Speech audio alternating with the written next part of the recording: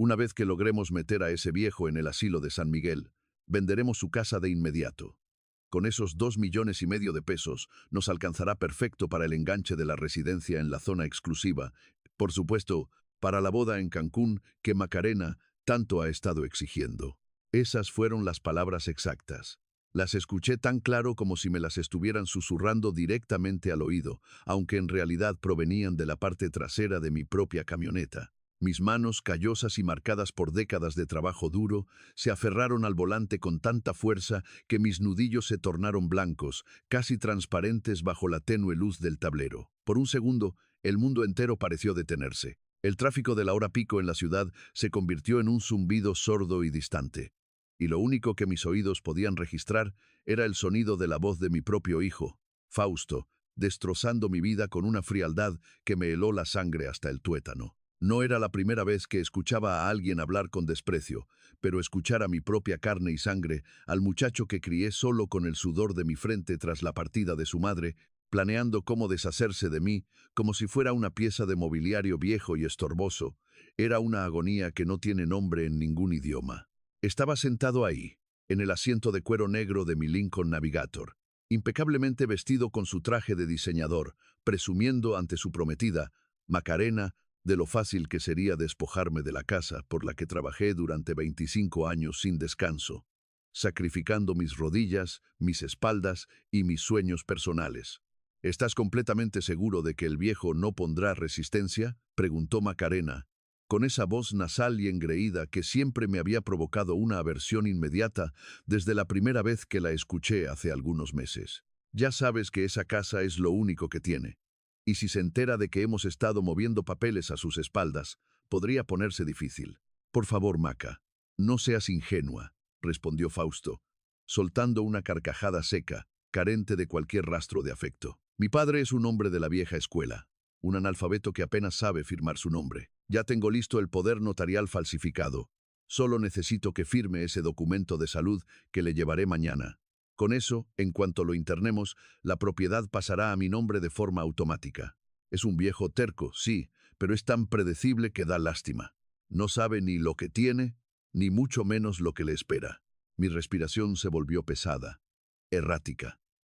Por fuera, mi reflejo en el espejo retrovisor no revelaba nada. Llevaba puesta mi gorra de conductor corporativo, bien calada hasta las cejas, y un cubrebocas quirúrgico que, sumado a mis lentes oscuros, me convertía en un completo extraño, en un ser invisible en el chofer. Fausto ni siquiera se había molestado en mirar mi rostro a través del espejo.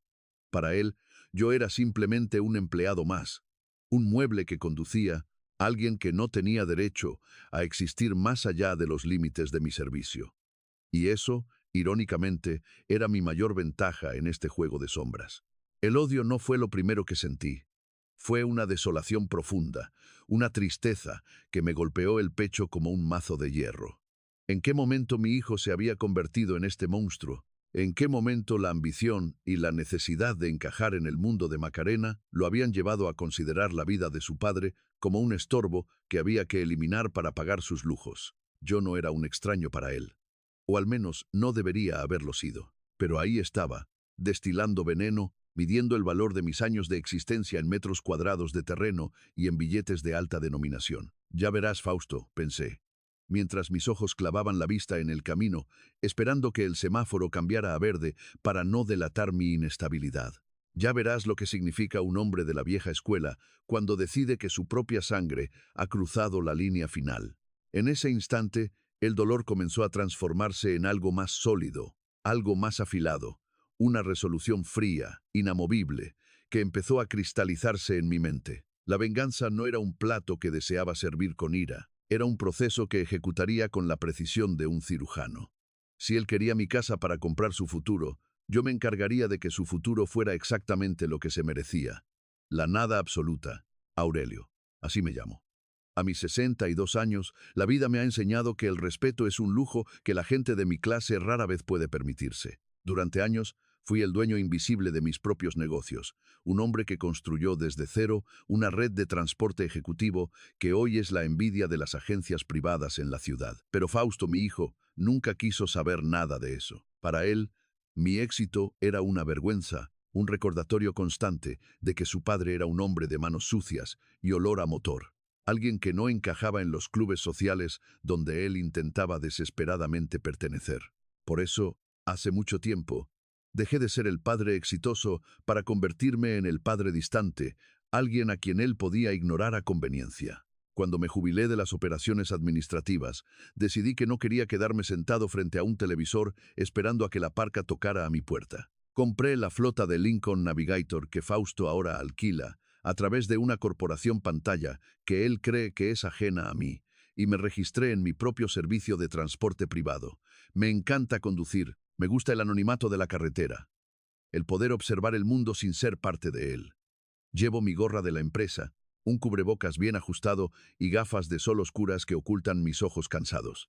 Es mi armadura. Bajo esta fachada, soy solo un empleado, un ser gris que cumple órdenes y que, para los clientes de clase alta, es prácticamente una parte más del tablero del coche. La ironía es deliciosa.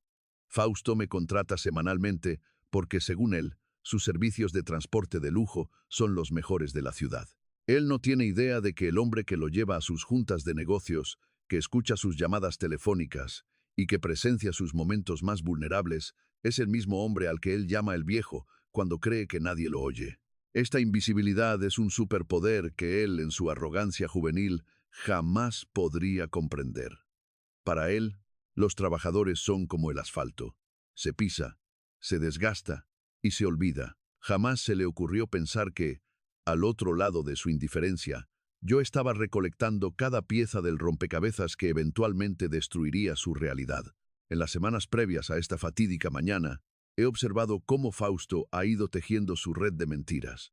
He visto cómo se viste con trajes de marcas que no puede pagar, cómo presume de inversiones inexistentes y cómo trata a Macarena como si fuera un trofeo que debe mantener a toda costa, aunque eso signifique robarle el techo a quien le dio la vida.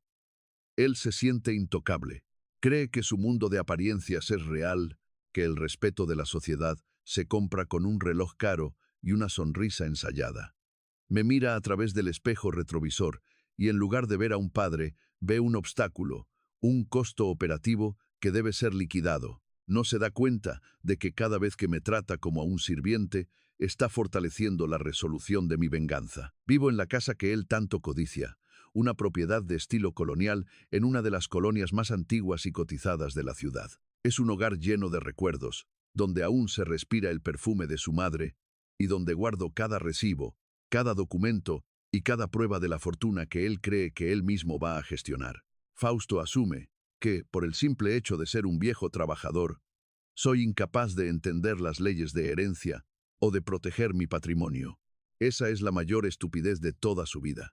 Él confía en la ignorancia que me atribuye, sin notar que mis manos, aunque marcadas por el trabajo, son las únicas que realmente tienen el poder legal sobre todo lo que él considera suyo. Cada tarde, cuando regreso a casa después de dejarlo en sus eventos sociales, me siento en el jardín y contemplo la estructura que él planea arrebatarme. El silencio de la casa es mi mejor aliado. Aquí, lejos de sus miradas desdeñosas y sus planes de asilo, soy Aurelio, el hombre que no necesita demostrarle nada a nadie.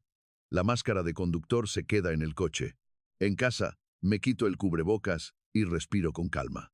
Fausto cree que soy su presa, pero el cazador siempre sabe más sobre la presa de lo que la presa cree saber del cazador. La partida de ajedrez apenas comienza, y él ha cometido el error fatal de subestimar al adversario que tiene sentado justo enfrente, o mejor dicho, justo detrás de su asiento.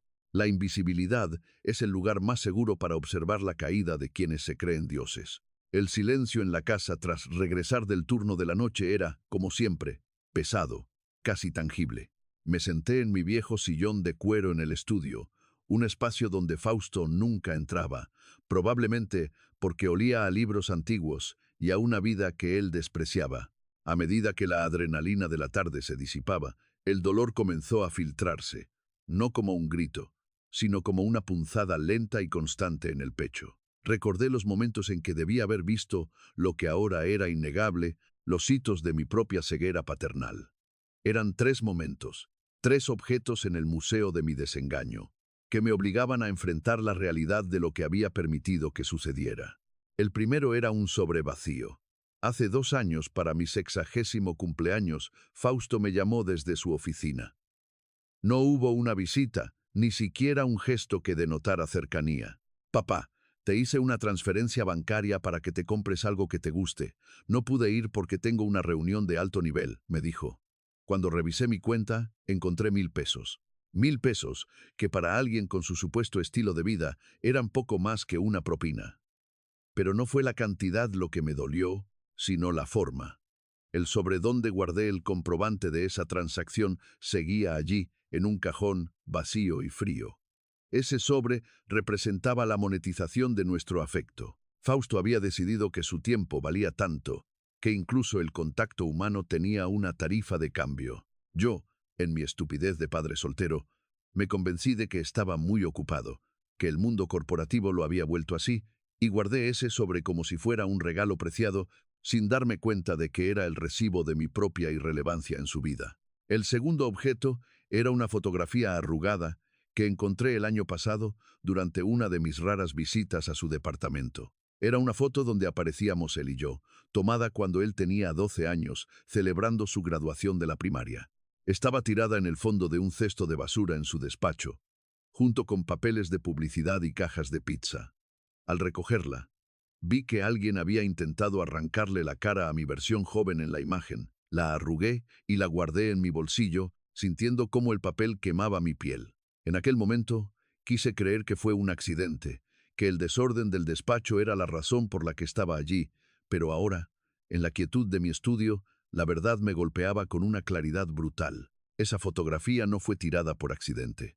Fue un intento deliberado de borrarme, de limpiar su historia personal de cualquier vestigio de su origen humilde. Él no solo quería dejar de verme, quería eliminar al hombre que lo vio crecer, al hombre que le enseñó a caminar y a leer, porque mi sola existencia era una mancha en la imagen de hijo de gente importante que se había fabricado. El tercer objeto era una corbata de seda, cara y pretenciosa, que me regaló hace 6 meses, para que cuando tengas que ir a algún lugar importante, te veas decente. Me soltó mientras me la lanzaba sobre la mesa. La corbata era un símbolo de su desprecio disfrazado de generosidad. No era un regalo para mí, era un intento de cambiarme, de disfrazar al viejo conductor para que no le diera vergüenza si, por casualidad, alguien nos veía juntos en público.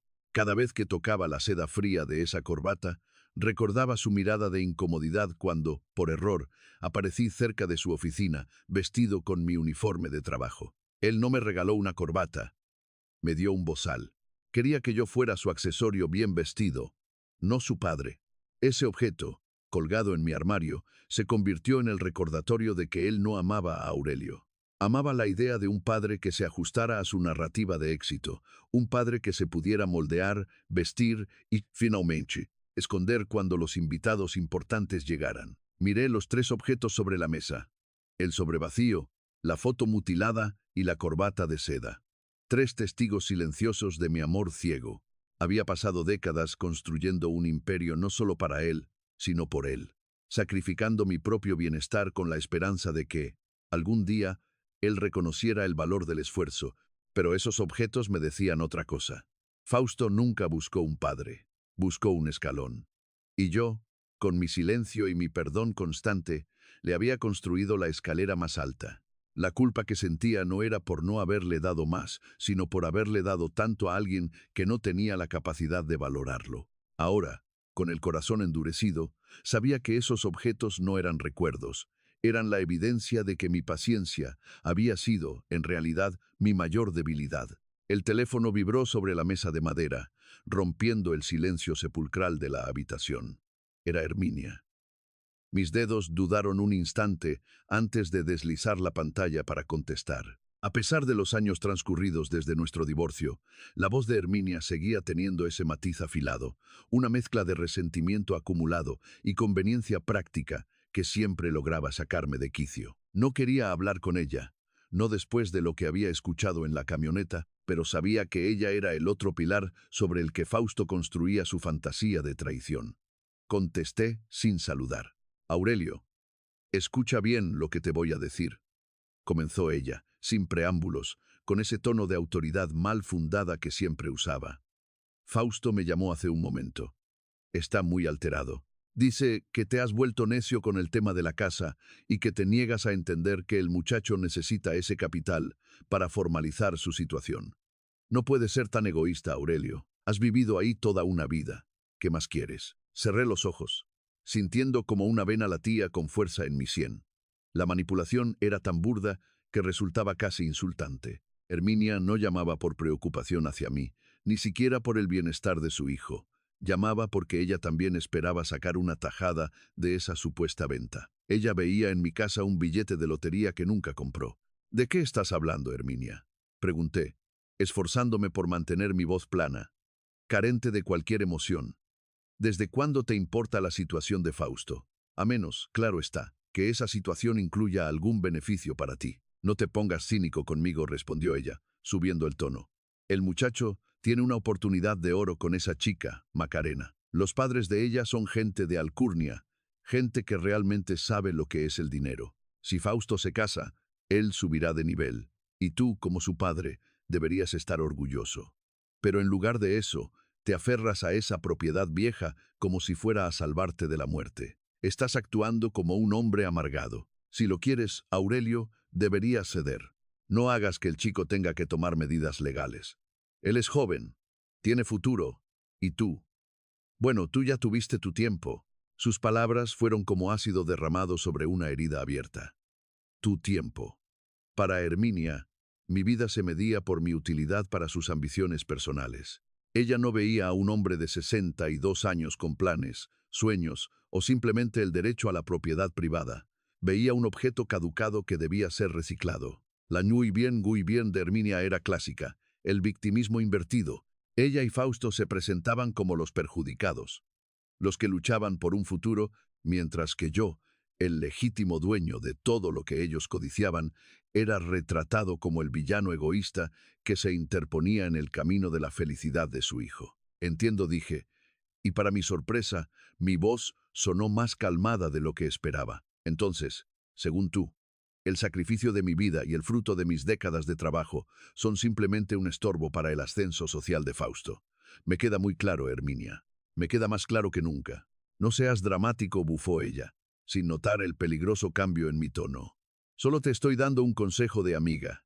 Si el chico toma medidas drásticas, no digas que no te avisé. Él tiene buenos abogados, gente que sabe cómo manejar a los viejos tercos. No te busques problemas donde no los hay.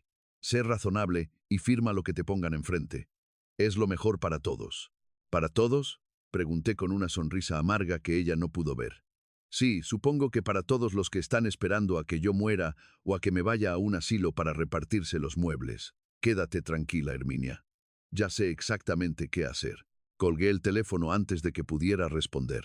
La llamada, lejos de intimidarme, fue el último empujón que necesitaba. Herminia no era solo una cómplice. Era la voz de la conciencia podrida de Fausto. Ahora sabía que no estaban actuando bajo un impulso momentáneo, sino que tenían una estrategia articulada, asesorada y, según ellos, invencible. Ella pensaba que yo era el hombre de hace 10 años, el hombre que cedía ante sus críticas constantes por el bien de la paz familiar. Qué equivocada estaba. La paz familiar se había terminado el día que decidieron que mi vida tenía precio de mercado. El juego de los Nguyen se había acabado. Ahora solo quedaban los hechos. Después de salir del asilo, no regresé a casa. Mi siguiente parada fue el registro público de la propiedad. A pesar de mis años de experiencia en los negocios, entrar allí como el conductor de Lincoln me brindó una ventaja estratégica invaluable. La gente tiende a tratar a quien viste uniforme de trabajo con una mezcla de condescendencia e indiferencia. Nadie se detiene a pensar que ese hombre, con gorra y manos ásperas, podría ser el dueño de la flota de vehículos que transporta a los mismos funcionarios que lo atienden. Me acerqué a la ventanilla con una calma que me sorprendió incluso a mí mismo. Presenté mi identificación y solicité un certificado de libertad de gravamen de mi propiedad.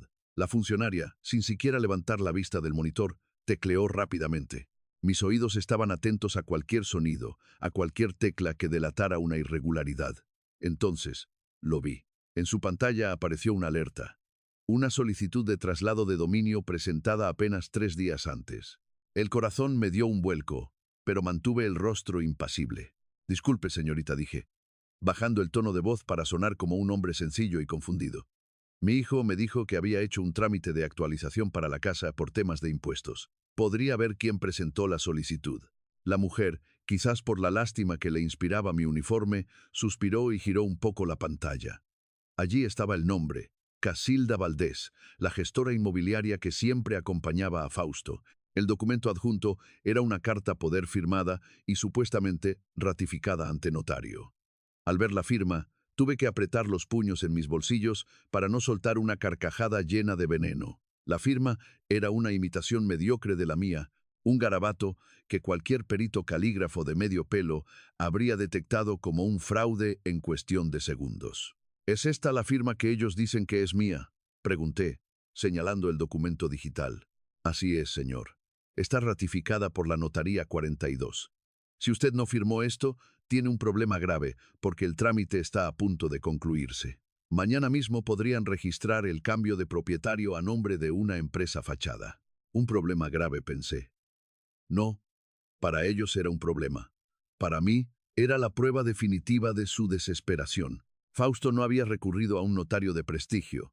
Había ido a uno de esos notarios de bolsillo que se prestan a chanchullos por un puñado de billetes. La vulnerabilidad de Fausto residía en su prisa.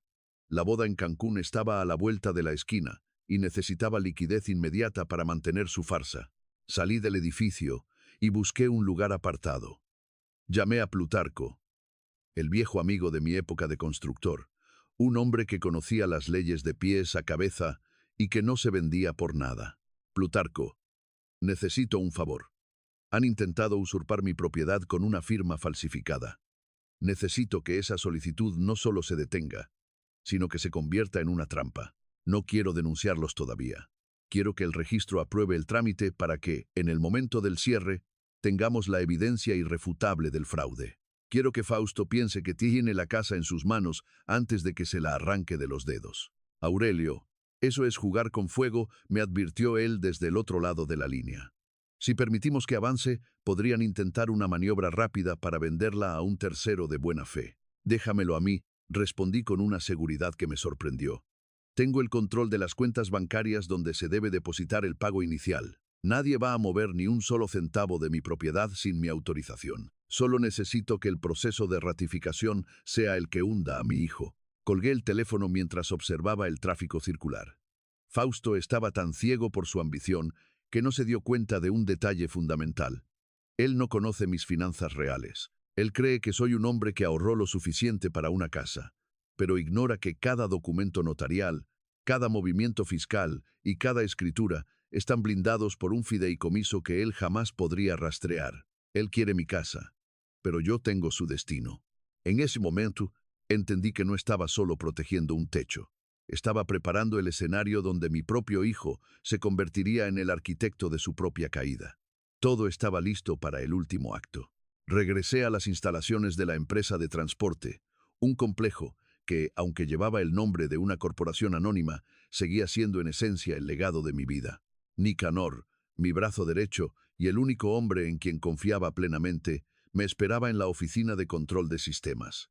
Él conocía la historia, conocía la traición, y más importante aún, conocía la vulnerabilidad técnica de los vehículos que Fausto alquilaba para sus desplantes de grandeza. Ya tengo los archivos, Aurelio, dijo Nicanor, sin rodeos, entregándome una unidad de almacenamiento externa. El sistema de grabación de la Lincoln 04, la que él usa para sus reuniones de negocios con Macarena y la gestora, ha capturado todo. El audio es nítido, de alta fidelidad.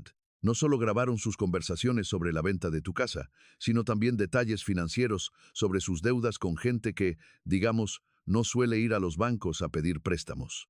Me senté frente a la computadora.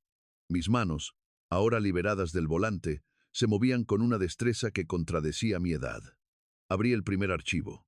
La voz de Fausto llenó la oficina, una voz cargada de una arrogancia que me resultaba ajena, una voz que no reconocía como la de mi hijo.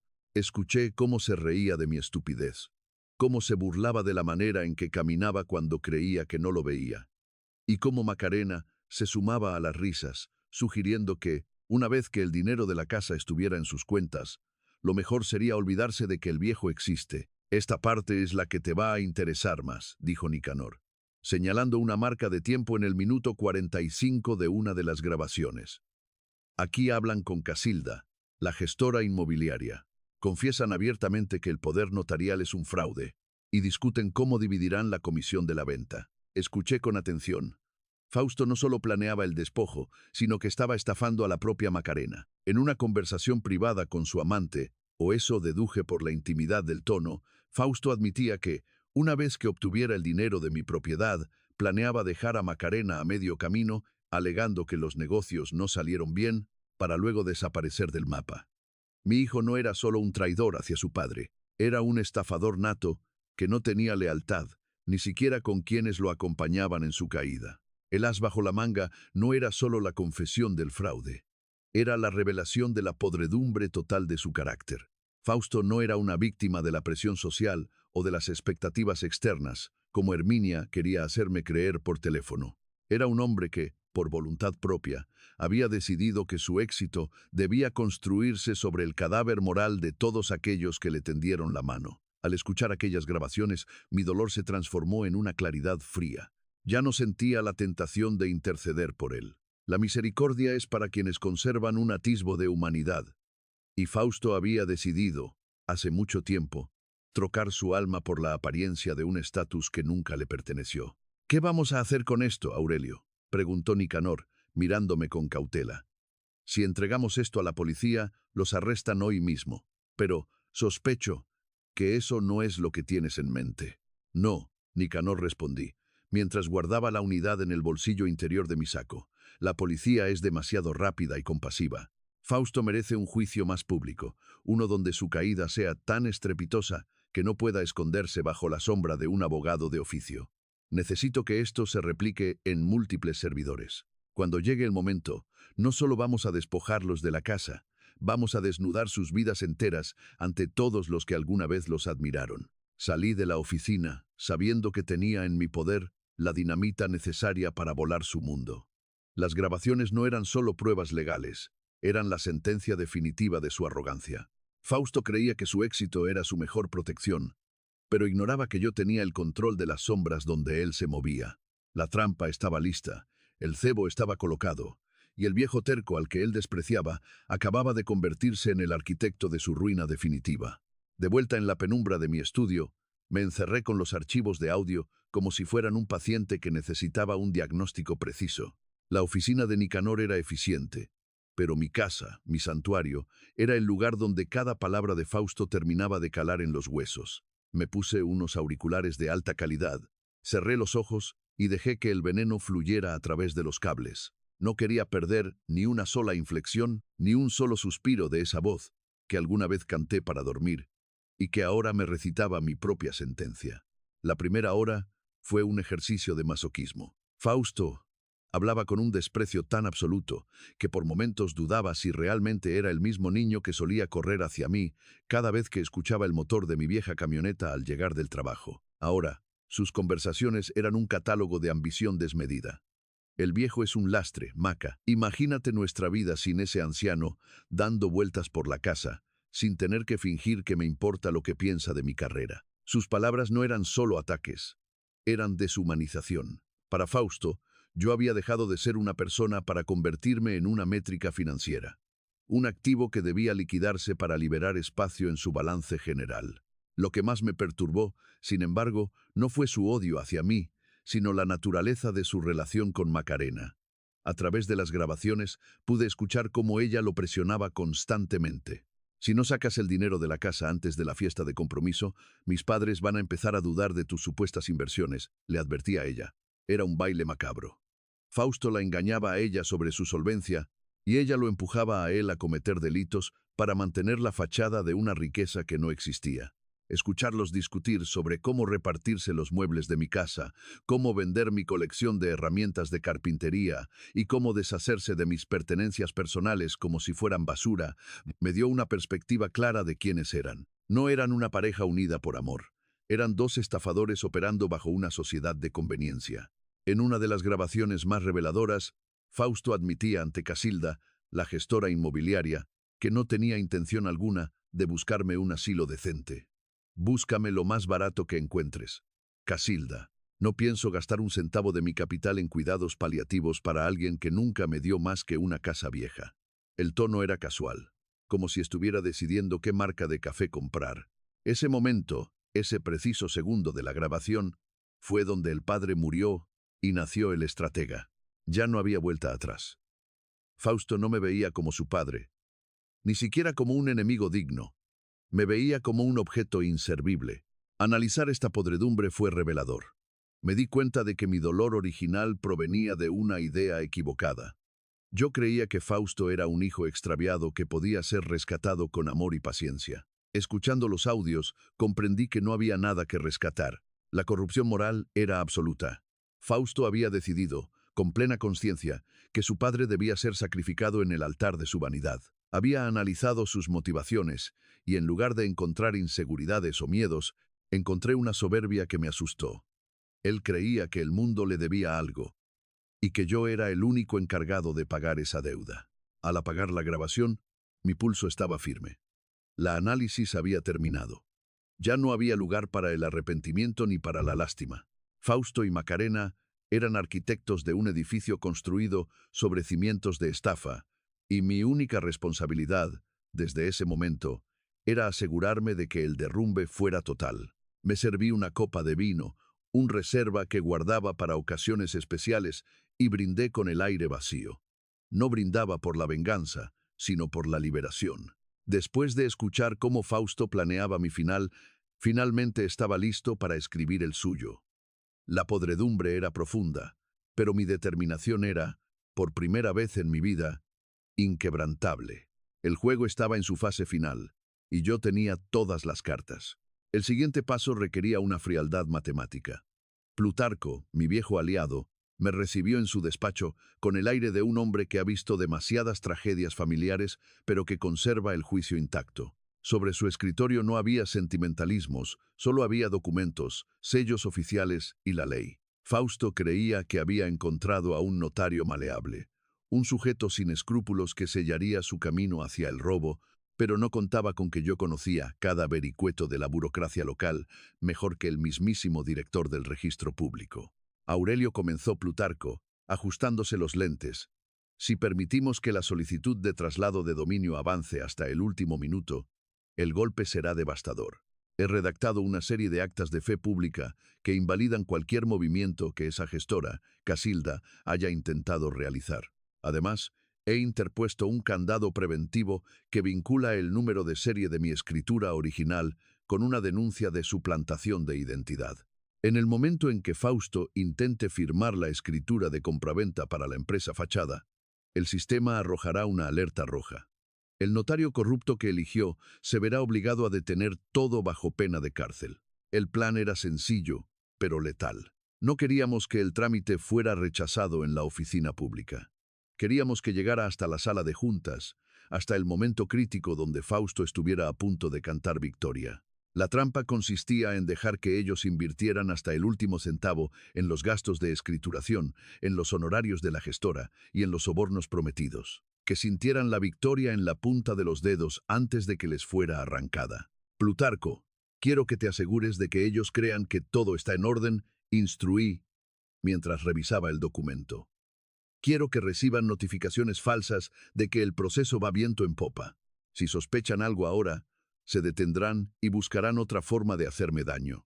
Deben estar tan confiados que, el día de la cena de compromiso, su única preocupación sea qué vino pedir para celebrar su nuevo hogar.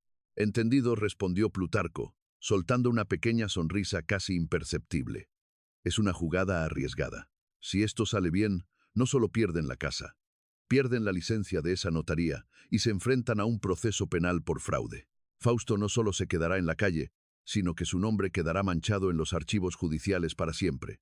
¿Estás seguro de que no quieres detenerlo antes? Es tu hijo, Aurelio. Me quedé en silencio un momento. Recordé las grabaciones, el tono despectivo de Fausto al hablar de mí como un viejo estorbo, el desprecio de Macarena por la vida que yo construí. No, no era mi hijo. Era un extraño que había crecido bajo mi techo, alimentado por mis esfuerzos, que había decidido que mi sacrificio era su derecho adquirido. Fausto ya se detuvo a sí mismo hace mucho tiempo. Plutarco, dije, levantándome de la silla. Lo que yo estoy haciendo es simplemente permitir que la gravedad haga su trabajo. La ley es clara, y la verdad es un juez implacable. Deja que avance, que se sientan los dueños de mi casa, que sientan el olor de la victoria, porque eso hará que su caída sea mucho más educativa. Salí del despacho sintiendo que el cerco se cerraba. Había bloqueado sus salidas legales, había inmovilizado sus activos y había preparado el terreno para que, al intentar dar el zarpazo final, se encontraran con un muro de acero. La humillación legal que estaba por venir no sería fruto del azar, sino del resultado de su propia codicia. Una trampa diseñada con la precisión que él mismo había provocado al subestimar al hombre que lo trajo al mundo. Ya no había vuelta atrás. El cerco estaba cerrado, y el depredador estaba a punto de convertirse en la presa. La cuenta regresiva hacia la cena de compromiso se convirtió en mi obsesión silenciosa. Para que el desenlace fuera perfecto, no bastaba con la verdad. Necesitaba el escenario adecuado. La arrogancia de Fausto se alimentaba de las apariencias, y para derribar su mundo debía orquestar una puesta en escena que fuera, irónicamente, tan lujosa y exagerada como la que él mismo estaba planeando. El costo de esta operación no era solo financiero, sino emocional. Cada peso que invertía en preparar esta trampa era un recordatorio de lo que Fausto jamás lograría entender sobre el valor del dinero y del esfuerzo. Con Nicanor a la cabeza, organizamos la logística con precisión militar. Necesitaba que el restaurante donde ocurriría el evento estuviera al tanto de la situación, o al menos que el personal clave estuviera bajo mi control. Logré un acuerdo con el dueño del establecimiento, un antiguo socio, a quien una vez ayudé en tiempos de crisis para que durante esa noche el sistema de audio y la disposición de las mesas fueran gestionados por nuestro equipo. No quería sorpresas, ni interferencias, ni errores que arruinaran el momento del clímax. El presupuesto que Fausto había destinado para su futuro hogar, basado en el dinero que planeaba robarme, resultó ser una cifra irrisoria comparada con el gasto que yo estaba asumiendo para esta única noche. Invertí en la contratación de un equipo técnico de primer nivel para asegurar que las grabaciones tuvieran la acústica perfecta. No buscaba una revelación ruidosa o caótica. Buscaba una exhibición cinematográfica. Un momento donde la verdad se escuchara con una claridad absoluta, sin interrupciones, obligando a todos los presentes a presenciar la miseria moral de mi hijo. Mis aliados se convirtieron en un círculo pequeño pero hermético. Además de Plutarco y Nicanor, sumé a Casilda a través de una maniobra de presión psicológica. Después de que ella se diera cuenta de que Fausto la estaba involucrando en un fraude federal sin salida, la confronté directamente. No la amenacé con cárcel. Le ofrecí inmunidad a cambio de su colaboración total. La vi desmoronarse en cuestión de minutos. Su lealtad hacia Fausto era tan frágil como la moral del muchacho. Se convirtió en mi informante, detallándome paso a paso cómo Fausto planeaba anunciar la venta de la casa esa misma noche, como un regalo de compromiso para Macarena. La ironía me quemaba por dentro. Fausto planeaba usar mi propia casa como el trofeo con el que impresionaría a la familia de Macarena, sin saber que, mientras él daba su discurso, las copias de los documentos de fraude estarían esperando en las manos de todos los invitados. Me aseguré de que las invitaciones para la cena fueran enviadas con la mayor discreción. Invité personalmente a personas influyentes, incluyendo a un par de periodistas del sector inmobiliario que siempre estaban ávidos de una buena historia sobre fraudes corporativos. Fausto quería un público para su mentira, y yo le daría exactamente eso, un público de lujo. Durante esos días, mi vida transcurrió en un desdoblamiento constante. Por la mañana, seguía siendo el chofer invisible, llevando a Fausto a sus reuniones, escuchando sus conversaciones sobre inversiones falsas y soportando el hedor de su codicia en el asiento trasero. Por la tarde, me convertía en el director de esta tragedia, supervisando los últimos detalles de la trampa. Cada gasto, cada llamada, cada movimiento estaba calculado para que, al caer la noche de la cena, Fausto no tuviera a dónde huir. Él creía que estaba comprando su libertad con mi ruina, sin entender que estaba pagando el precio de mi entrada a su destrucción. Estaba listo. La mesa estaba servida, el vino estaba en su punto, y la verdad estaba cargada en el cañón, esperando a que yo apretara el gatillo. La preparación no era un esfuerzo, era un acto de justicia poética que estaba a punto de ejecutarse.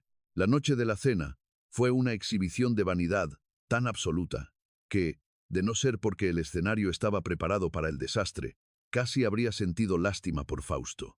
El restaurante, un establecimiento de lujo escondido en la zona más exclusiva de la ciudad, desbordaba elegancia. Arreglos florales importados, manteles de hilo fino y el suave tintineo de copas de cristal de Bohemia creaban una atmósfera donde la riqueza parecía ser la única religión aceptada.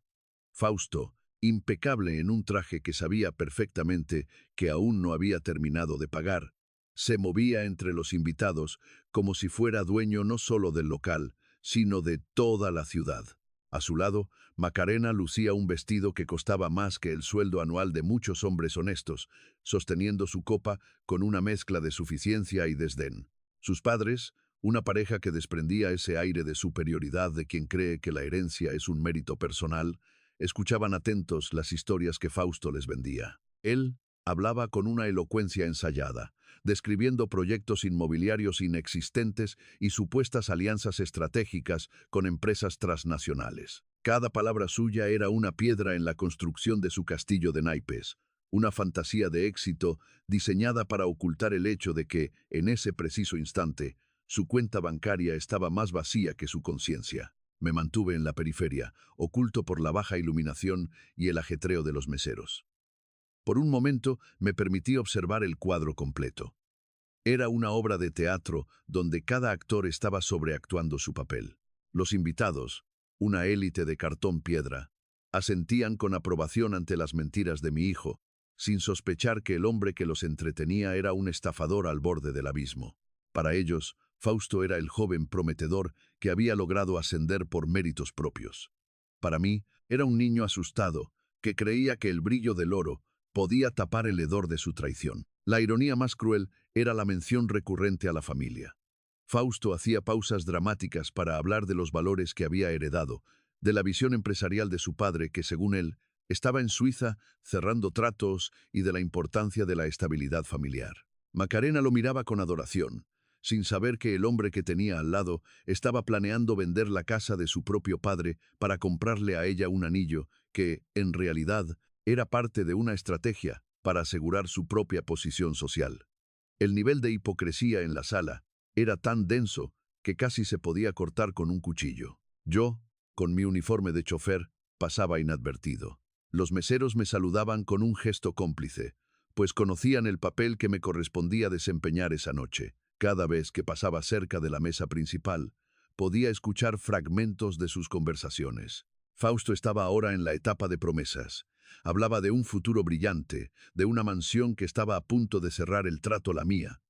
Por supuesto, y de cómo la vida finalmente le estaba dando lo que merecía. El cinismo con el que pronunciaba esas palabras me obligó a cerrar los ojos un segundo.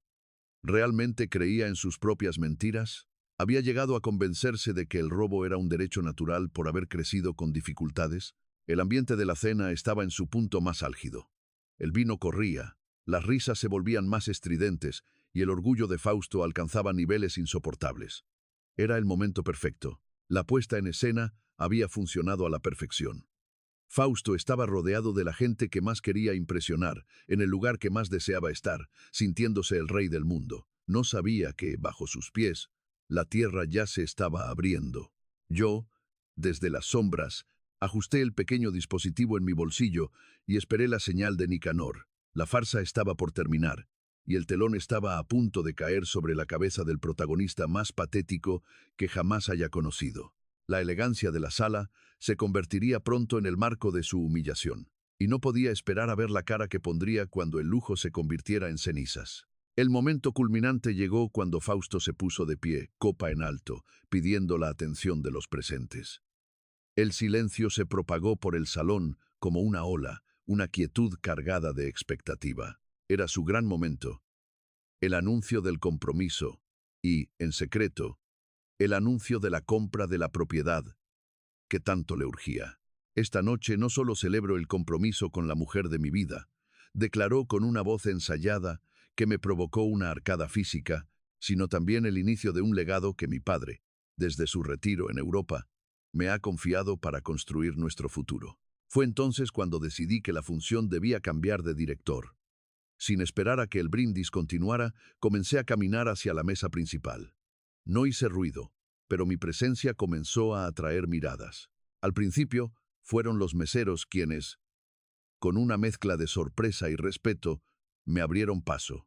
Luego, los invitados empezaron a cuchichear al ver a un hombre mayor, vestido con el uniforme impecable de un conductor ejecutivo, adentrándose en el epicentro de aquel círculo de élite. Cuando Fausto me vio por el rabillo del ojo, su rostro se transfiguró, la sonrisa de suficiencia se congeló, y el color se le drenó del rostro como si hubiera visto a un fantasma. «¿Qué haces aquí?», siseó Fausto, bajando la copa, su voz temblando ligeramente. «Te dije claramente que tenías el día libre. Sal de aquí ahora mismo, estás arruinando el evento». Ignoré por completo sus órdenes. Me detuve a un par de metros de él, justo frente a la mirada atónita de los padres de Macarena. Mi presencia allí, en aquel santuario de vanidad, era una afrenta directa a la narrativa que Fausto había construido. Él intentaba ocultarme, negarme, borrarme de su historia, y aquí estaba yo, el innegable, el hombre de manos sucias que había venido a reclamar la verdad en el salón más caro de la ciudad. El contraste era absoluto. Él, un fraude vestido de seda. Yo, un hombre de trabajo vestido de realidad. «Buenas noches», Fausto dije, mi voz resonando con una calma que pareció cortar el aire viciado del salón. «¿Por qué tan sorprendido? Dijiste hace un momento que tu padre siempre te ha apoyado en tus negocios. Pues aquí estoy, después de un largo viaje, para ser testigo de este compromiso tan especial». El pánico en los ojos de mi hijo era delicioso. Intentó recuperar la compostura, dirigiéndose a los invitados, con una risa nerviosa que sonaba a cristal roto. Es mi empleado. Tuvo un problema mental. Está confundido», balbuceó, buscando desesperadamente la aprobación de sus suegros. Pero el daño estaba hecho. La elegancia del evento se había desvanecido. El resto de los asistentes, intrigados, dejaron de comer y se volvieron hacia nosotros. La atmósfera se cargó de una tensión electrizante, esa clase de tensión que precede a una tormenta que nadie puede evitar. Macarena, a su lado, me miraba con un desdén que intentaba ocultar un miedo incipiente. Ella sabía, más que nadie, que algo no cuadraba. Fausto intentó tomarme del brazo para sacarme a la fuerza del salón, pero me mantuve firme. No era el padre sumiso que él había diseñado para su guión. Era el hombre que tenía el poder de desmantelar cada una de sus mentiras. La seguridad del restaurante hizo un gesto para intervenir, pero una mirada de Nicanor, desde una de las mesas laterales, los detuvo en seco. Los empleados sabían perfectamente quién era el dueño de la flota, quién era realmente el hombre al que el jefe intentaba expulsar. Me quedé ahí, en medio de aquel salón de lujo, con la frente en alto. La incomodidad que Fausto sentía al tenerme cerca no era solo porque yo estaba arruinando su fiesta, era porque, por primera vez en años, la realidad había traspasado el muro de mentiras que él había levantado. La invisibilidad que yo había cultivado durante meses había terminado. Ahora, todos los presentes estaban obligados a mirarme, a escucharme y, lo que es más importante, a ver la verdadera cara del hombre que les había estado vendiendo una vida de espejismos. El invitado no deseado había llegado, y no tenía ninguna intención de irse sin antes haber cobrado la cuenta de todas las humillaciones. Sin que Fausto pudiera reaccionar, hice una señal imperceptible con la mano. En un instante, el bullicio de los cubiertos contra la porcelana cesó por completo. La música ambiental que cubría la sala se desvaneció, reemplazada por un silencio sepulcral, casi físico, que se instaló en cada rincón del restaurante. Fue en ese vacío absoluto donde mi voz, amplificada por el sistema de audio que Nicanor había sincronizado, comenzó a llenar el salón. Pero no era mi voz la que los invitados escuchaban al principio, sino una grabación que brotaba de las bocinas ocultas en el techo. «Solo necesito que el viejo firme ese documento de salud. Con eso, en cuanto lo internemos, la casa pasará a mi nombre. Es un analfabeto, ni siquiera sabrá lo que está haciendo». La voz de Fausto, nítida, cristalina, cargada de una soberbia corrosiva, resonó en todo el lugar. Los invitados, que segundos antes sonreían por el brindis, quedaron petrificados. La grabación continuó, desgranando cada uno de sus planes, sus burlas hacia mi persona y sus intenciones de dejar a Macarena una vez que tuviera el dinero en mano. Cada palabra era un martillazo que destruía la fachada del joven empresario exitoso. Fausto se quedó inmóvil, como si una descarga eléctrica le hubiera paralizado los músculos. Su rostro, que segundos atrás exhibía un orgullo arrogante, ahora era una máscara de palidez extrema. Macarena, a su lado, había soltado la copa. El cristal se hizo añicos contra el suelo de mármol, un sonido que marcó el fin de su farsa. Las miradas en la sala se desviaron de mí hacia él, pasando de la admiración fingida a una mezcla de asco y desconcierto. Fausto intentó hablar. Balbuceó incoherencias, pero el audio seguía reproduciéndose, exponiendo la parte donde se mofaba de los padres de ella, llamando los viejos estirados que se dejan engañar con un poco de perfume barato. «Cállenlo», gritó Fausto, perdiendo finalmente la compostura, dirigiéndose al personal del restaurante con una furia desesperada. «Es un montaje, es un audio manipulado por este loco», pero nadie se movió. El gerente del lugar, un hombre que siempre me había mostrado lealtad, simplemente cruzó los brazos y observó la escena. Me acerqué un poco más a la mesa principal, manteniendo mi postura, sin bajar la mirada. El audio alcanzó su clímax, la confesión explícita sobre el fraude notarial y cómo planeaba usar el dinero para cubrir deudas de juego. Fue entonces cuando las bocinas se apagaron, dejando un eco doloroso en el ambiente. El salón, antaño lleno de vida y lujo, se había convertido en un tribunal popular, donde el juez era la verdad, y el acusado no tenía defensa posible. «Fausto», dije, mi voz ahora sin amplificación, pero claramente audible en la quietud de la sala, «te esforzaste tanto en construir esta mentira que olvidaste lo más básico. Las palabras tienen eco. Creías que yo era el hombre invisible, el chofer al que podías escupir sin consecuencias. Pero resulta que el hombre invisible ha sido testigo de cada paso de tu caída. Y esta noche el mundo entero lo sabe». Macarena se levantó de la silla, sus manos temblaban de rabia, no contra mí, sino contra él. El padre de Macarena, un hombre corpulento de negocios, se levantó lentamente, sus ojos clavados en mi hijo, con una intensidad asesina. Fausto estaba solo en medio de la sala. El éxito que había proclamado con tanto orgullo un momento antes se había esfumado, dejando al descubierto a un hombre pequeño, cobarde y rodeado de los escombros de su propia traición. La humillación no fue un evento, fue una demolición. Había expuesto su podredumbre ante sus propios ídolos, convirtiendo su momento de gloria en su tumba social. La revelación no solo le quitó la casa, le quitó la identidad falsa que tanto había intentado proteger. La verdad no necesitaba gritos, solo necesitaba ser escuchada, y en esa sala nadie pudo cerrar los oídos ante ella. El caos en el salón era absoluto. Un hervidero de murmullos indignados y miradas de repulsión que caían sobre Fausto como lanzas. Justo cuando él intentaba balbucear una defensa incoherente sobre chantajes y enfermedades mentales, una figura imponente emergió de entre los invitados. Era Plutarco, el notario, caminando con una lentitud deliberada, portando un maletín de cuero que parecía contener el peso de una verdad ineludible. El aire en la sala se volvió aún más denso. Los presentes reconocieron de inmediato al hombre, cuya reputación de integridad y rectitud era una leyenda en los círculos legales de la ciudad. Plutarco se colocó al lado de Aurelio, una alianza que funcionaba como un sello de legitimidad que nadie en esa sala osaría cuestionar. Él no necesitaba micrófonos. Su sola presencia imponía una autoridad que acalló hasta los sollozos de Macarena. Con manos firmes, abrió el maletín y extrajo un legajo de documentos con sellos oficiales, listos para ser presentados ante cualquier tribunal. «Buenas noches a todos», anunció Plutarco, con una voz profunda, grave y sin un ápice de vacilación. «Mi nombre es Plutarco Arévalo, notario público titular de la Notaría 18. Mi presencia aquí no es social. Como representante de la legalidad y fe pública, he venido a notificar formalmente que el proceso de traslado de dominio que involucra la propiedad del señor Aurelio ha sido revocado y clasificado como intento de fraude agravado». La sala soltó un murmullo colectivo, un suspiro de asombro. Fausto, que había estado a punto de colapsar, intentó una vez más rescatar su orgullo, pero sus piernas flaqueaban. «¿Usted quién es para decir eso?». Alcanzó a articular, pero su voz sonó débil, como la de un niño atrapado en una travesura grave. Esto es una confabulación. Plutarco ni siquiera le dirigió la mirada.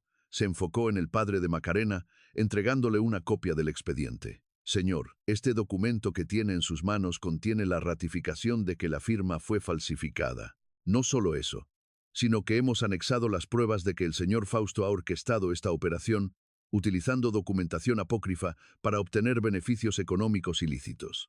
La notaría implicada en este fraude ya ha sido intervenida por las autoridades correspondientes. Esto no es una disputa familiar. Es un crimen penal en curso. El impacto fue demoledor. Fausto, que había presumido de sus negocios durante meses, se encontraba de repente ante la luz fría de la justicia. La justicia no venía de un policía que podría ser sobornado, sino de un notario cuyo prestigio era intocable. Plutarco se giró hacia Aurelio, y con un gesto de respeto que dejó a todos los invitados boquiabiertos, le inclinó levemente la cabeza. El hombre que todos habían visto como un chofer era, en realidad, el hombre protegido por la legalidad, el hombre que conocía la ley mejor que quienes intentaban usarla para el robo. La justicia es lenta, Fausto, pero cuando alcanza a los que creen que pueden comprarla, es implacable, sentenció Plutarco. Los expedientes con la evidencia del fraude ya están en la oficina del fiscal. Mañana mismo, a primera hora, se emitirá una orden de comparecencia.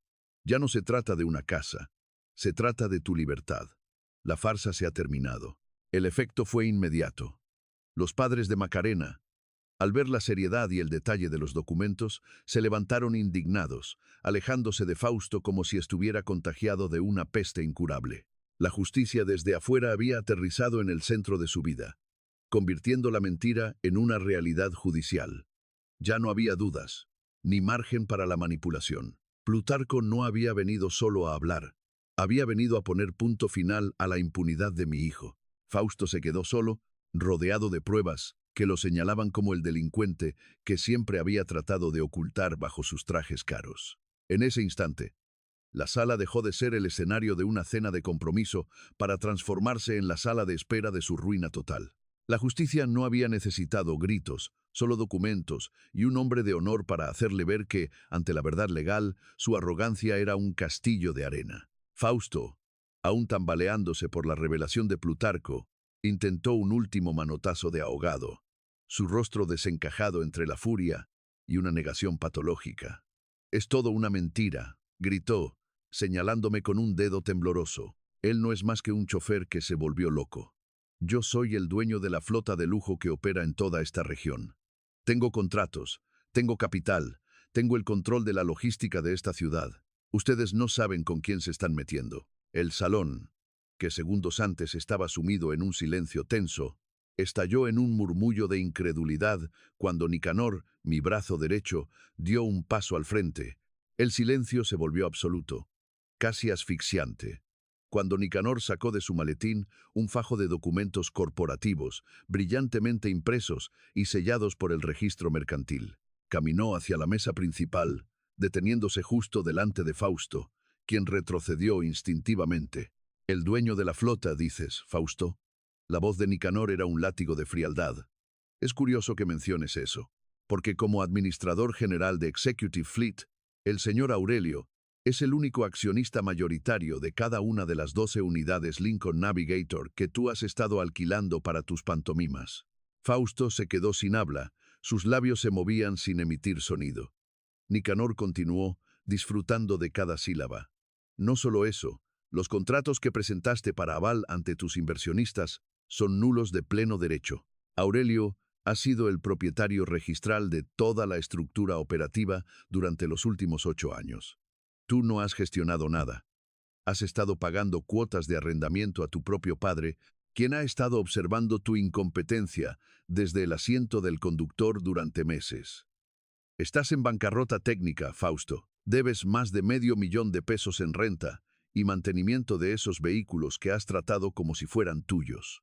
La revelación cayó sobre el salón con la fuerza de un meteorito. La fortuna de Fausto no era solo una mentira, era una deuda. Había estado viviendo a crédito, presumiendo un imperio que, en realidad, pertenecía al hombre al que él trataba como un sirviente. Macarena, cuya cara había pasado del pánico a una rabia asesina, se levantó y se plantó frente a él. «Todo lo que me dijiste, las inversiones, El fondo de fideicomiso, el respaldo de la flota, ¿todo es de él?, preguntó ella, con una voz cargada de un veneno que no dejaba lugar a dudas. Fausto, colapsado, no pudo ni siquiera negar con la cabeza. Su mundo de espejismos se desintegró frente a todos. La ilusión de ser un magnate del transporte se esfumó, revelando la realidad desnuda. Era un inquilino de la vida de su padre, un hombre que no poseía ni una tuerca de los coches que usaba para pavonearse. La empresa que él decía manejar era solo una cáscara vacía, una deuda creciente que pronto se convertiría en un proceso de embargo. ¿Lo ves, Fausto?, dije, acercándome a él, sintiendo por primera vez una paz total. Tu mayor miedo era ser como yo, un trabajador que se ensucia las manos, pero resulta que no tienes ni la mitad de mi capacidad, ni un gramo de mi integridad. Has vivido una vida de prestado, y hoy el dueño ha venido a cobrar. No eres un empresario, eres un deudor que ha perdido hasta el derecho de ser llamado un hombre de palabra. La mirada de Fausto se perdió en el vacío. Ya no había arrogancia, ni discursos, ni mentiras que lo salvaran. El dueño de la flota se había revelado como un farsante total, un hombre que había hipotecado su honor por una imagen que nunca le perteneció. Los invitados, entre ellos personas que habían invertido en sus falsas promesas, empezaron a levantarse, algunos con sus teléfonos en mano, llamando a sus abogados. El gran edificio de su vanidad se había derrumbado bajo el peso de su propia codicia. La realidad lo había aplastado. Y yo, el chofer invisible, era finalmente el único que tenía las llaves de su celda de insolvencia. La farsa había terminado. El falso magnate había sido desnudado por su propia audacia. La reacción en cadena fue inmediata y brutal, una coreografía de caos que yo había imaginado 1000 veces, pero que, al verla materializarse, resultó ser un espectáculo mucho más oscuro de lo que cualquier guión hubiera permitido. Fausto, el hombre que hace apenas media hora se creía un titán de los negocios, era ahora un animal acorralado. Intentó, en un arrebato de desesperación, tomar a Macarena del brazo para arrastrarla fuera del restaurante, buscando algún tipo de refugio en la huida, pero ella se soltó con un movimiento brusco, un gesto que parecía una sentencia de divorcio inmediata y definitiva. «Ni se te ocurra tocarme», gritó Macarena, su voz cargada de un asco que hizo que Fausto retrocediera un paso. «Mis padres ya se están comunicando con sus abogados. Me has usado como fachada para tus fraudes. Me has mentido sobre cada centavo de tu supuesta fortuna. Eres un estafador de cuarta categoría, Fausto. Me das náuseas». Los padres de Macarena no esperaron un segundo más. Abandonaron la mesa sin mirar atrás. Sus expresiones reflejaban no solo indignación, sino el frío cálculo de quienes ya estaban pensando en cómo desvincular el nombre de su familia de este desastre judicial. Fue fascinante. Alabé por Peri. Adalara. Queridare. Queriso. Cada. Querido. Kun vera. Queridara varo. Sorida bulderandas. Cado. Kun kunto porturei. Adoces. No nos derible. Kunture. Queimandia. Al haber dado a observar cómo la familia que Fausto había intentado comprar con mentiras se desintegraba en... No había lealtad, no había amor, no había ese legado del que tanto se jactaba. Solo había intereses y miedo a las consecuencias. Mientras tanto, los otros invitados, muchos de ellos conocidos de su supuesta alta sociedad, empezaron a retirarse en un silencio incómodo, evitando cualquier contacto visual con mi hijo. Algunos, más agresivos, le lanzaban comentarios cargados de desprecio al pasar junto a él. «Me debes mucho dinero, Fausto», decía uno. «Nos vemos en el tribunal, farsante», añadía otro. La estructura de su vida, construida sobre el alarde y la apariencia, se desplomó como un edificio de naipes en medio de un huracán. Él, que siempre había buscado la aprobación y el aplauso, se encontró rodeado de un vacío gélido, un aislamiento que él mismo había cultivado con cada engaño. Fausto, al verse despojado de su público, cayó en un estado de desvarío. Comenzó a gritarle al aire, a culpar al gerente del restaurante, a Nicanor, a los meseros, a cualquier persona que no fuera él mismo. Pero la mirada que me dirigió a mí fue la peor de todas. Era una mezcla de terror y una impotencia infantil. Buscaba en mí, en su padre, algún rastro de la indulgencia que siempre le había otorgado, algún vestigio de aquel hombre que siempre estaba ahí para pagar sus facturas. Pero no encontró nada. Mi rostro era una superficie inescrutable, un muro de piedra que no ofrecía consuelo. «Papá, por favor, haz algo», bramó, con lágrimas de rabia corriendo por sus mejillas. «Diles que es un error, que tú eres mi padre y me debes lealtad. No puedes dejar que me destruyan así». Me acerqué a él, pero no para abrazarlo. Me detuve a una distancia prudente, lo suficiente para que viera la frialdad en mis ojos. «La lealtad, Fausto, se gana, no se exige. Me pediste que fuera un estorbo, que fuera un viejo ciego. Pues bien, he decidido dejar de ser tu padre para empezar a ser simplemente un espectador de las consecuencias de tus actos. Tú no me destruiste. Tú destruiste la idea que tenías de ti mismo al intentar venderme por un puñado de monedas. Ya no tengo nada que decirte, y este restaurante ya no tiene espacio para tu presencia». El gerente del local se acercó con un gesto seco, flanqueado por 2 guardias de seguridad que no le dieron oportunidad a Fausto de protestar. Fue arrastrado hacia la salida como el delincuente que las pruebas demostraban que era. La familia de Fausto, aquel constructo tóxico que él mismo había ideado para validarse, se había evaporado, dejando solo las ruinas de su soberbia. En el centro de aquel salón, ahora semivacío, solo quedaba el eco de sus gritos y la certeza de que, a partir de ese momento, ya no había vuelta atrás.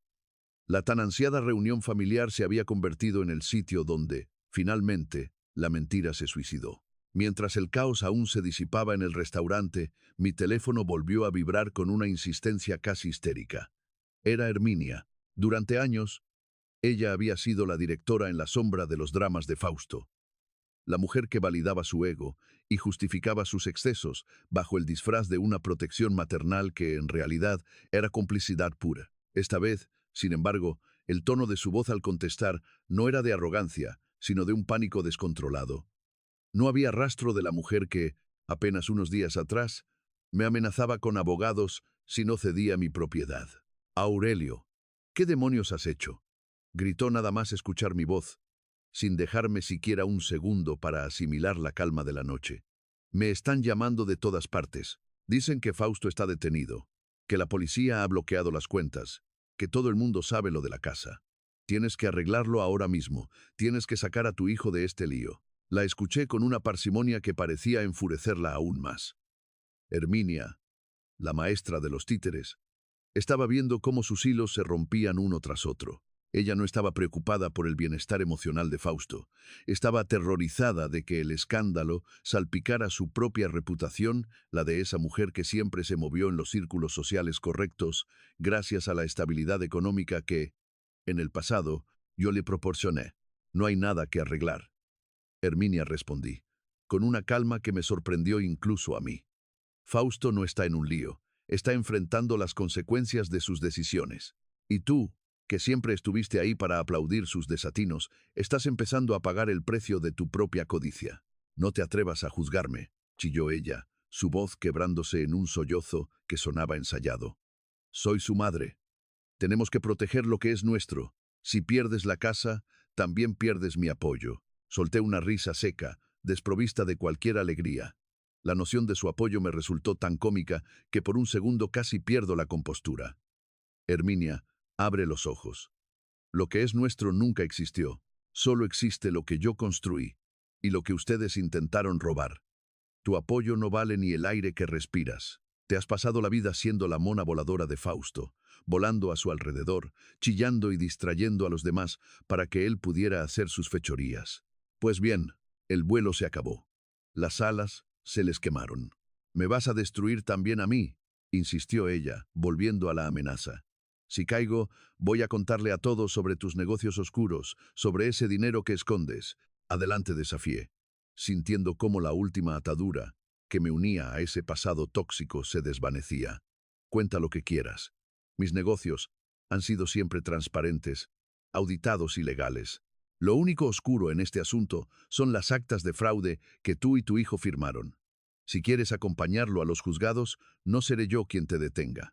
Pero te advierto, no vuelvas a llamar a este teléfono. Esta es la última vez que escuchas mi voz». Hubo un silencio largo, al otro lado de la línea. El silencio de quien finalmente comprende que la manipulación ha perdido su poder de persuasión. Intentó balbucear algo más, tal vez otra mentira, otro intento desesperado de recuperar el control. pero no le di el beneficio de la duda. Pulsé el botón de colgar y, con una resolución firme, procedí a bloquear su número de forma permanente. Sentí una ligereza física, como si hubiera descargado un peso que cargué durante décadas. La bancada de monos voladores se había desmantelado. Herminia ya no era mi exesposa, ni la madre de mi hijo. Era una extraña que se había quedado sin teatro donde actuar. Al soltar el teléfono, supe que nunca más tendría que escuchar sus reproches, ni sus exigencias, ni sus mentiras justificadas como amor materno. Había cortado el cordón umbilical con la toxicidad de una vez por todas. El silencio que siguió a la llamada no fue de soledad, sino de libertad. Una libertad que, tras años de vivir para los caprichos de otros, finalmente me pertenecía por completo. El restaurante, que horas antes era el escenario de una farsa triunfal para Fausto, ahora se sentía como un esqueleto vacío. Los camareros, con quienes había compartido silencios cómplices durante meses, me miraban con una mezcla de respeto y asombro. Ya no era el conductor, el hombre del uniforme que ocupaba el espacio necesario para que otros se sintieran importantes. Era Aurelio, el arquitecto de su propia libertad. Nicanor se acercó, sosteniendo las llaves de la Lincoln Navigator, que nos había traído hasta aquí. «¿Qué hacemos con el vehículo, Aurelio?», preguntó Nicanor, con una chispa de admiración en los ojos. «El personal de seguridad ya ha desalojado a Fausto por la puerta trasera. Nadie va a reclamar este coche ahora». Tomé las llaves, sintiendo el metal frío en mi palma. El vehículo no era solo un medio de transporte, era el símbolo de mi invisibilidad. Durante meses, conduje esta máquina mientras escuchaba cómo planificaban mi despojo. Y ahora, era simplemente un objeto que me pertenecía. Llévala al taller de la central. Nicanor, que se le haga una revisión completa. Mañana empezaremos a liquidar la flota. He decidido retirarme de este negocio de transporte. He visto suficiente de la naturaleza humana desde el asiento del conductor como para querer jubilarlos de verdad. Caminé hacia la salida, sintiendo el aire fresco de la noche rozar mi rostro. Atrás, en el salón principal, quedaban los ecos de una vida que ya no me pertenecía. Fausto había sido mi único vínculo con el dolor, mi razón para sacrificarme, mi ancla en un pasado que me arrastraba hacia abajo. Ahora, al cruzar la puerta de cristal, supe que ese vínculo no era una obligación, sino una opción que había decidido cancelar. La independencia financiera que siempre tuve, pero que oculté por humildad, y por evitar que mi hijo se sintiera inferior, se convertiría en mi red de seguridad para una nueva etapa. Llegué al estacionamiento privado donde esperaba un auto de mayor discreción. Al subirme, no me puse la gorra ni el cubrebocas. Por primera vez en meses, respiré sin sentir que debía esconder mi identidad. Nicanor conducía, y yo, por fin, iba como pasajero en mi propia vida. Miré por la ventana mientras nos alejábamos del restaurante. La ciudad, con sus luces parpadeantes y sus rascacielos que escondían miles de historias de ambición y caída, parecía distinta. Ya no era el escenario donde debía servir a los caprichos de un hijo desagradecido. Era un lienzo en blanco. «¿A dónde vamos, señor?», preguntó Nicanor, esperando una instrucción laboral. Sonreí, una sonrisa genuina que me llegó hasta los ojos. «Vamos al aeropuerto, Nicanor. Hay un vuelo a Madrid en unas horas. Mi hermano lleva años invitándome, y creo que es momento de aceptar. No quiero que Fausto, ni Herminia, ni nadie de ese círculo sepa dónde estoy. Que se enfrenten a los acreedores, a los abogados y a la soledad de sus propias mentiras. Mi única responsabilidad ahora es conmigo mismo». La libertad no se sentía como una euforia explosiva, sino como una quietud absoluta.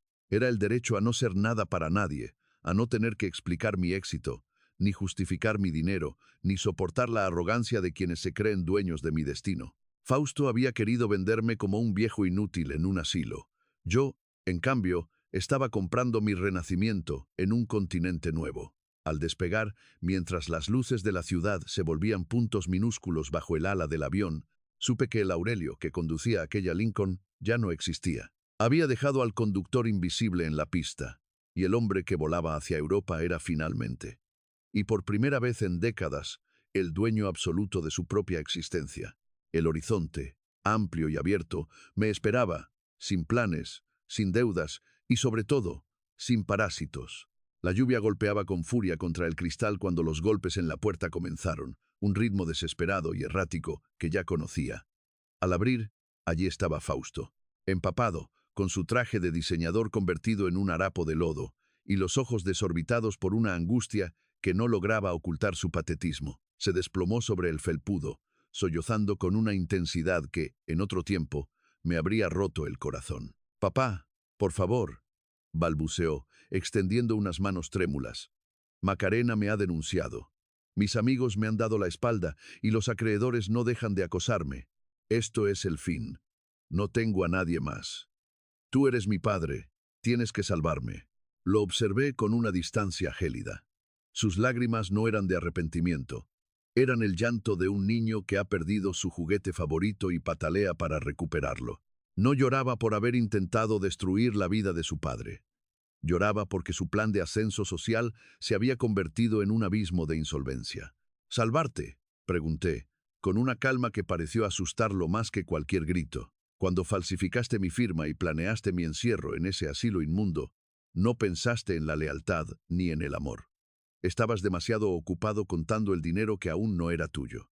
Intentó arrastrarse hacia mis pies, suplicando con una letanía de mentiras sobre presiones sociales y malas influencias.